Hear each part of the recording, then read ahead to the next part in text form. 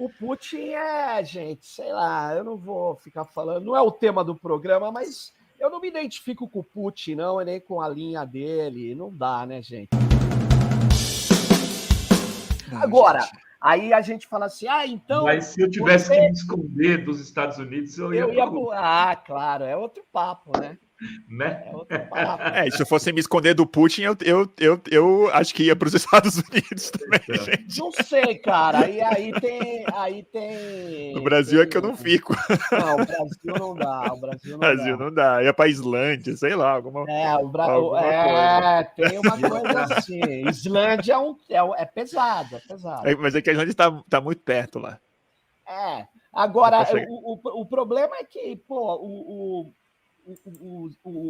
o Snowden, por exemplo, está lá na Rússia, está protegido, fez um acordo, uma situação complicada dele, eu acho, né? Mas ele fez um acordo e está sendo cumprido. Agora, por exemplo, voltando a um problema geopolítico que é grave, na minha opinião, no mundo, a gente teve em Cuba agora, né? Cuba não tem cabo submarino, cara, para conexão. Os caras ficam falando, querem impedir a população de acessar a internet. Ao contrário, não tem cabo submarino. A China, será que a China... Eu estava falando... E ela pega a internet que é doada da Venezuela. Mas eu queria dizer o seguinte, será que a China, que é a maior construtora de cabos submarinos, será que ela não consegue fazer um cabo submarino que ligue, por exemplo, a América do Sul até Cuba, ou América Central, o México, que sempre teve uma política ampla, né? E os Estados Unidos vai ter a manha de mandar mergulhadores cortar o cabo? Pode ser, né? Bom, eles fizeram isso lá no gasoduto, né? Não vão fazer no cabo de Cuba. Eles vão fazer na Flórida, mais fácil. É mais fácil. Então tem que parar com essa história com os Estados Unidos. Porque vai ter um monte de gente, os Estados Unidos que garante a liberdade dos povos. Garante nada, né? Vamos combinar, né? Agora, daí, porque a gente é contra isso, tem que apoiar uma política extremamente conservadora, reacionária, de um capitalismo selvagem. Lembra desse termo? Me lembra da música do Titã, Homem Primata, Capitalismo Selvagem. Deixa eu ler mais superchat aqui. A Mônica Mello diz: desculpa, Bruno, mas Estados Unidos dizer que tem democracia e ser democrático é outra coisa. A China pode ser a principal parceira dos Estados Unidos, mas não pode ser do Brasil. Não entendi. Também não entendi direito. Porque a China, a China é o principal parceiro dos Estados Unidos, certo? Sim. Enfim. Parceiro comercial, né, gente? Comercial. Aliás, se a China tirar todos os recursos que tem dentro dos Estados Unidos, ela quebra os Estados Unidos. E se quebra junto, né? Se quebra junto. Não dá. Eu queria mudar um pouquinho. Deixa eu só ler o Juliano Rovai. Mas foi graças às armas da Rússia e de seu perigoso presidente Putin e seu desafio ao Ocidente que o mundo multipolar pôde nascer. Olha, eu não vou concordar, porque assim, gente, eu não acho que ir atacando bomba em cima de cidade, entendeu? Que a gente tem que comemorar qualquer coisa.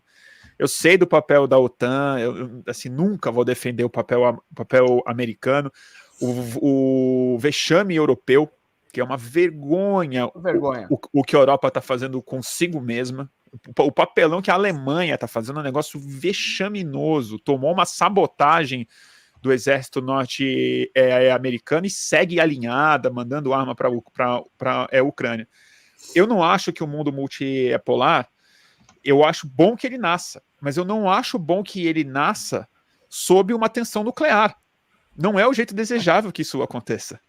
Então, eu prefiro que ele nasça em um encontro do Lula com o Xi Jinping, em acordo comercial, em tirando o dólar como padrão mundial, em fazendo cabo para Cuba.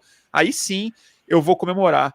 Mas, assim, tacando bomba e matando gente, assim, é ucraniano. Você pode não gostar do Zelensky, pode achar que o batalhão Azov é nazista, que eu também acho que mas, assim, civis ali, gente.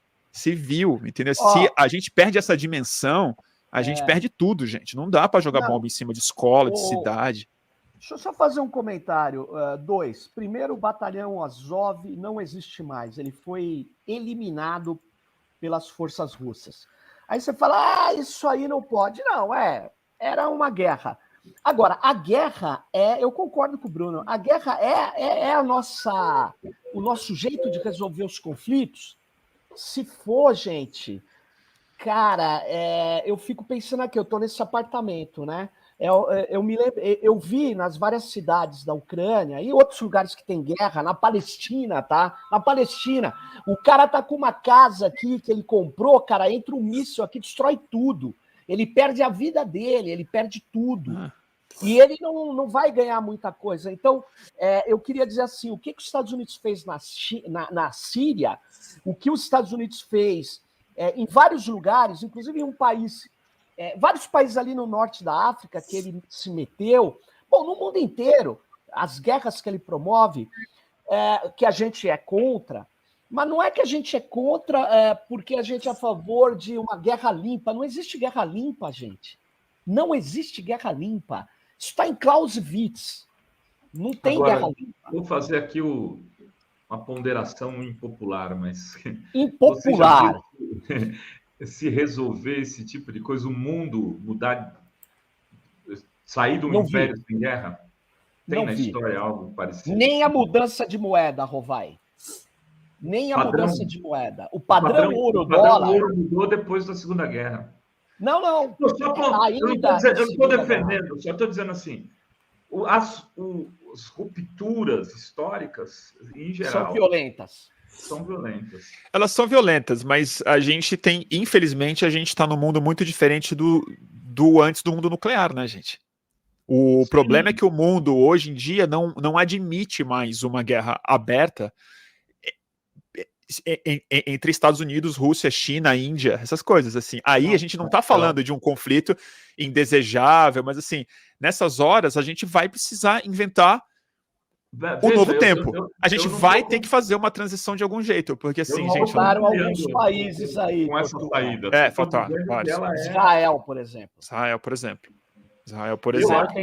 Estados Unidos são duríssimo para cima agora dessa questão da mudança. Eles sabem que o fim do padrão dólar como moeda de negócio internacional é o fim do ciclo deles, da hegemonia deles no planeta. Agora, Rovai, queria fazer um comentário. Desde o momento onde a gente usa o euro já foi uma jogada muito importante com a queda do dólar. Verdade. Quando lá nos anos 70, o Nixon, né, a França denunciou, né, falou, vocês não estão mantendo a paridade de Bretton Woods, vocês não estão mantendo a reserva de ouro que nós combinamos lá atrás. Aí os Estados Unidos falou, não estou mesmo. Ou seja, os Estados Unidos, durante um puta tempo, exportou o problema monetário para o mundo inteiro. E só ficou com benefício. O euro veio, o euro é uma realidade, não só o euro é uma realidade. Agora, eu concordo com você com uma coisa. Essa mudança de moeda, ela vai começar a ocorrer. Essas coisas assim, vamos fazer uma troca entre 4 países aqui e usar moedas que não são meio de troca internacional, porque elas são fracas. Então, a China não tem moeda fraca, né? O que eu quero dizer é o seguinte, a China, se ela quiser, ela impõe um padrão para quem comercializa intensamente com ela. Porque é negócio para o Brasil não baixar a sua reserva e negociar direto. Agora, precisa ver se é mesmo. Sabe por quê? Porque quando a China nos paga em dólar, isso aumenta a nossa reserva.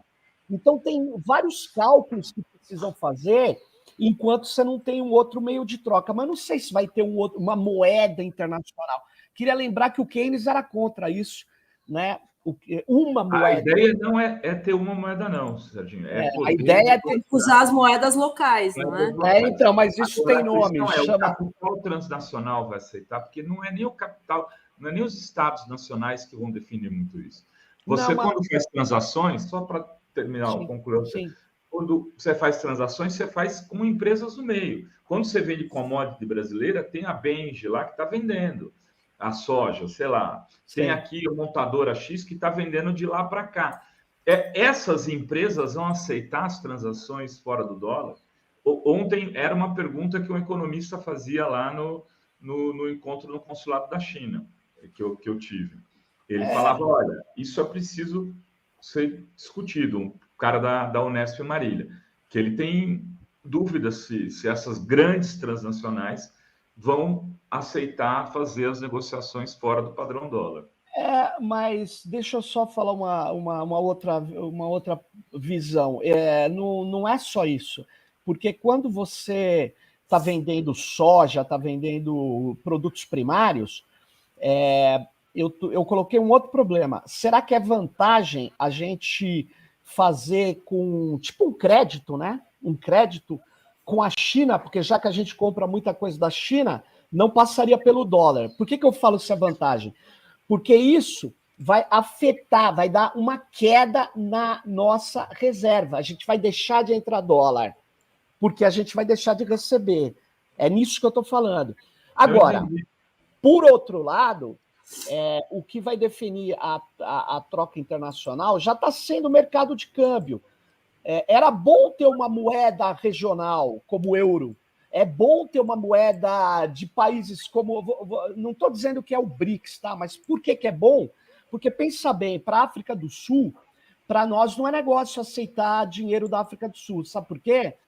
Porque, vou dar um exemplo, eu nem sei se é verdade o que eu estou falando, porque eles compram mais nosso do que a gente... Na verdade, a gente compra menos deles do que eles compram da gente. E a moeda deles só é aceita na África do Sul. Então, se ele não me pagar com dólar ou com euro, eu fico com um monte de moeda da África do Sul. Mas o que faz? Então, vai ter uma regra de compensação, né? Vai ter uma regra mas quando é muito desequilibrado, Rovai, você acumula um monte de riqueza na moeda daquele país e isso gera um problema para você. Porque você não tem como comprar de outro país, por mais compensação que tenha. Então, na verdade, moedas regionais ou moedas vou chamar assim, multilaterais, são importantes, já que eu acho difícil ter uma única moeda mundial, porque isso está ligado à estrutura de poder, né? E o que está acontecendo é o seguinte, os Estados Unidos vai continuar tendo uma moeda muito forte, porque ele tem uma produção de serviços, e principalmente serviços, né? É só você ver, a balança comercial americana é deficitária, gente.